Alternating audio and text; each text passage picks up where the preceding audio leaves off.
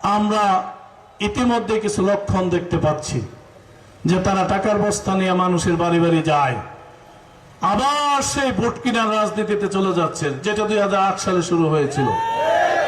পাঁচদোনায় জামায়াতে ইসলামীর নির্বাচনী জনসভা অনুষ্ঠিত। কোঠাবাড়ি প্রপার্টিজ লিমিটেডে স্বল্প সংখ্যক ফ্ল্যাট ও দোকান সহজ কিস্তিতে বুকিং চলছে। নরসিংদী সদরের পাঁচদোনা ইউনিয়ন জামায়াতে ইসলামীর উদ্যোগে অনুষ্ঠিত হলো বাংলাদেশ জামায়াতে ইসলামীর দাঁড়িপাল্লা প্রতীকের নির্বাচনী জনসভা। 26 নভেম্বর বুধবার 2025 বিকেলে পাঁচদোনা মোড়ে এ জনসভা অনুষ্ঠিত হয়। সমাবেশে প্রধান অতিথি হিসেবে উপস্থিত ছিলেন নরসিংদী 2 পলাশ আসনে দাঁড়িপাল্লা প্রতীকের মনোনীত প্রার্থী উপাধ্যক্ষ মাওলানা আমজাদ হোসাইন। বিশেষ অতিথি ছিলেন মাওলানা আবুল কাশেম শিকদার। অনুষ্ঠানে সভাপতিত্ব করেন মোহাম্মদ আলী। জনসভা শুরুর আগে পাঁচদোনা ইউনিয়নের বিভিন্ন ওয়ার্ড থেকে নেতাকর্মীরা মিছিল নিয়ে সমাবেশ স্থলে হাজির হন। এক পর্যায়ে সমাবেশ স্থল জনস্রোতে পরিণত হয় এবং হাজারো মানুষের উপস্থিতিতে এলাকা উৎসবমুখর হয়ে ওঠে। সমাবেশে বক্তব্য দেন প্রার্থী আমজাদ হোসেন।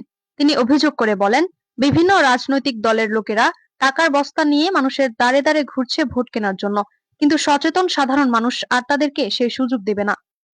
তিনি জনগণের সমর্থন ও শান্তিপূর্ণ নির্বাচনের পরিবেশ নিশ্চিত করার আহ্বান জানান। কতটুকু রাজনৈতিকভাবে দেউলিয়া হলে, জনবিচ্ছিন্ন হলে, অবলা নারীদেরকে প্রতারণার মাধ্যমে তাদের বিধবা ভাতা, নারী ভাতা, বৃদ্ধ ভাতা বাতিলের নামে তাদের সমাবেশে জোরপূর্বক নিয়ে রাখে, কতটুকু দেউলিয়া হলে এটা আজকে বলার অপেক্ষা রাখে না।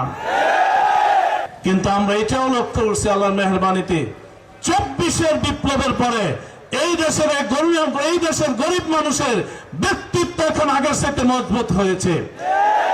তারা টাকার কাছে হার মানে না, লোভের কাছে তারা হার মানতে রাজি নয়, বরং তারা স্পষ্ট বলতে শিখেছে, যাকে ভোট দিব না তার সমাবেশেও যাব না। বৃষ্টি মাহনুর, নরসিংদীর হালচাল।